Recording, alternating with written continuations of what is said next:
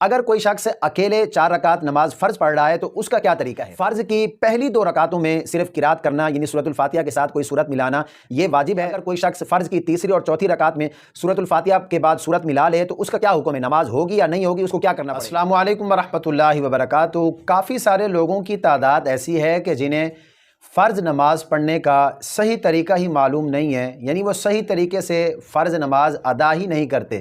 اب آپ کہیں گے کہ مجھے ان تمام باتوں کا کیسے علم ہے؟ الحمدللہ چونکہ ہمارا تعلق درس و تدریس اور منبر و محراب سے ہے، تو جو بھی نمازی حضرات آتے ہیں جب ہم ان سے نماز سنتے ہیں یا جو وہ نماز کے متعلق مسائل جس طرح کے وہ پوچھتے ہیں، تو مجھے اس بات سے اندازہ ہوا کہ کافی سارے لوگوں کی تعداد ایسی ہے کہ جنہیں فرض نماز پڑھنے کا صحیح طریقہ ہی معلوم نہیں ہے۔ آج کی اس ویڈیو میں ہم 4 رکعت نماز فرض یعنی 4 رکعت ظہر کے فرض، 4 رکعت نماز عصر کے فرض اور 4 رکعت نماز عشاء کے فرض پڑھنے کا صحیح طریقہ جانیں گے۔ میں بہت ہی آسان اور مختصر انداز میں جو ہے وہ آپ کو سمجھانے کی کوشش کروں گا۔ اگر کوئی شخص اکیلے 4 رکعت نماز فرض پڑھ رہا ہے تو اس کا کیا طریقہ ہے؟ آئیے اس حوالے سے ہم جانتے ہیں۔ اگر آپ پہلی مرتبہ ہمارے چینل پر آئے ہیں تو جلدی سے ہمارے چینل کو سبسکرائب فرما لیں، بیل آئیکن کو ضرور پریس کیجئے گا تاکہ ہماری ہر آنے والی نئی ویڈیو کا نوٹیفیکیشن بر وقت آپ کو مل سکے اور آپ اس سے فائدہ حاصل کر سکیں۔ 4 رکعت نماز فرض پڑھنے کا صحیح طریقہ کیا ہے؟ دیکھیں، اگر کوئی شخص اکیلے 4 رکعت نماز فرض پڑھ رہا ہے، چاہے وہ ظہر کے ہیں یا عصر کے ہیں یا عشاء کے ہیں، تو اس کے پڑھنے کا صحیح طریقہ یہ ہے کہ سب سے پہلے آپ جو ہے وہ نیت کریں گے۔ انما الاعمال بالنیات، ہر عمل کا دار و مدار نیت پر ہوتا ہے۔ جو بھی نماز پڑھ رہے ہیں تو اس نماز کی نیت کا کرنا یہ ضروری ہے۔ مثلا آپ 4 رکعت فرض پڑھ رہے ہیں تو آپ اس طرح نیت کریں گے کہ نیت کی میں نے 4 رکعت نماز فرض ظہر کے یا عصر کے ہیں تو نیت کی میں نے 4 رکعت نماز فرض عصر کے، یا عشاء کے ہیں تو 4 رکعت نماز فرض عشاء کے واسطے اللہ کے، منہ میرا کعبہ شریف کی طرف، اللہ اکبر۔ یاد رکھیے گا، نیت یہ اصل میں دل کے پختہ ارادے کا نام ہے۔ اگر آپ نے دل میں ارادہ کر لیا، نیت کر لی، تو وہی نیت آپ کے لیے کافی ہے۔ زبان سے نیت کرنا یہ مستحب ہے۔ اگر آپ نے دل میں ارادہ رکھ لیا تو اب وہی آپ کے لیے نیت ہے۔ زبان سے نیت کا کرنا یہ مستحب عمل ہے۔ نیت کرنے کے بعد تکبیر تحریمہ کہیں گے، یعنی اللہ اکبر کہہ کر اپنے ہاتھوں کو باندھ لیں گے۔ ہاتھ باندھنے کے بعد سب سے پہلے ہم ثنا پڑھیں گے، سبحانک اللہم وبحمدک وتبارک اسمک وتعالی جدک ولا الہ غیرک۔ ثنا پڑھنے کے بعد تعوذ تسمیہ یعنی اعوذ باللہ من الشیطان الرجیم بسم اللہ الرحمن الرحیم۔ اس کے بعد ہم نے ایک مرتبہ مکمل سورۃ الفاتحہ پڑھنی ہے۔ سورۃ الفاتحہ پڑھنے کے بعد اس کے ساتھ کوئی سورت ملائیں گے، جو بھی سورت آپ کو آتی ہے وہ سورت آپ اس کے ساتھ ملائیں گے۔ سورت ملانے کے بعد تکبیر کہتے ہوئے، اللہ اکبر کہتے ہوئے ہم رکوع میں چلے جائیں گے۔ رکوع میں رکوع کی تسبیح پڑھیں گے، سبحان ربی العظیم 3 دفعہ، 5 دفعہ، 7 دفعہ، تاک عدد میں جتنے دفعہ بھی آپ پڑھنا چاہیں پڑھ سکتے ہیں۔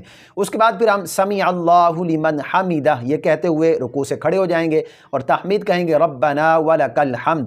اس کے بعد پھر اللہ اکبر تکبیر کہتے ہوئے سجدے میں ہم چلے جائیں گے۔ سجدے کی تسبیح سبحان ربی الاعلی 3 دفعہ، 5 دفعہ، 7 دفعہ یہ تسبیح پڑھیں گے۔ اس کے بعد پھر تکبیر کہتے ہوئے اٹھ کر بیٹھ جائیں گے اور پھر تکبیر کہتے ہوئے ہم جو ہے وہ دوسرا سجدہ کریں گے اور سجدے میں سجدے کی تسبیح پڑھیں گے۔ اب ہماری 1 رکعت مکمل ہو گئی۔ اب ہم تکبیر کہتے ہوئے دوسری رکعت کے لیے کھڑے ہو جائیں گے۔ سب سے پہلے ہم بسم اللہ شریف پڑھیں گے، اس کے بعد پھر سورۃ الفاتحہ پڑھیں گے۔ سورۃ الفاتحہ کے بعد اس کے ساتھ جو ہے وہ کوئی سورت ملائیں گے، جو بھی سورت آپ کو آتی ہے۔ یاد رکھیے گا، یہاں پر سورتوں کی ترتیب قائم رکھنا یہ ضروری ہے۔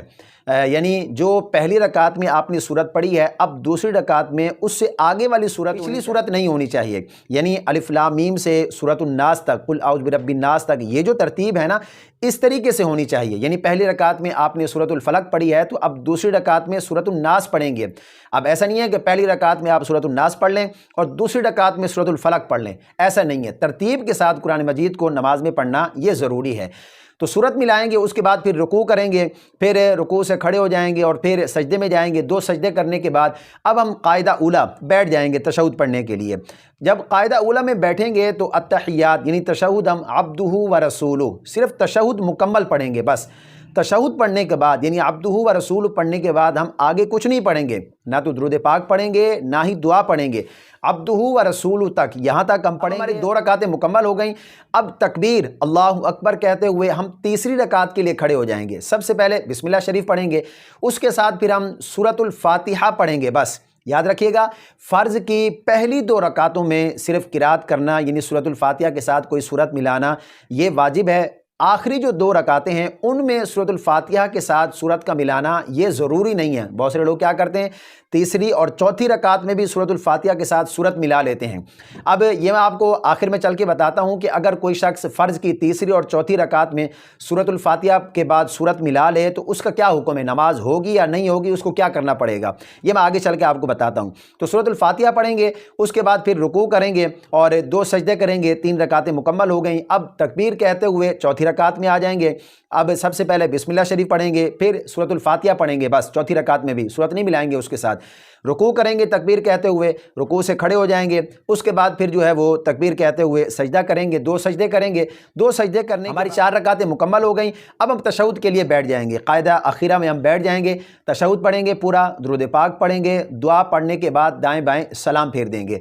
ये 4 रकात नमाज फ़र्ज़ पढ़ने का मुकम्मल और सही तरीका है जो मैंने मुख्तसर अंदाज में आपको समझाने की कोशिश की है। अगर कोई शख्स अकेले 4 रकात नमाज फ़र्ज़ पढ़ रहा है तो वो इस तरीके से अदा करेगा। अब अगर किसी शख्स ने फ़र्ज़ नमाज की तीसरी और चौथी रकात में अगर सूरतुल फातिहा के साथ सूरत मिला ली तो अब क्या उसकी नमाज होगी या नहीं होगी, क्या उसको सजदा साफ करना पड़ेगा, इसके लिए क्या हुक्म है।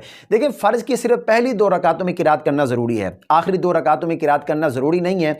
लेकिन अगर कोई शख्स आखिरी 2 रकातों में तीसरी और चौथी रकात में सूरतुल फातिहा के साथ सूरत मिला लेता है तो इससे उसकी नमाज पर कोई फ़र्क नहीं आएगा।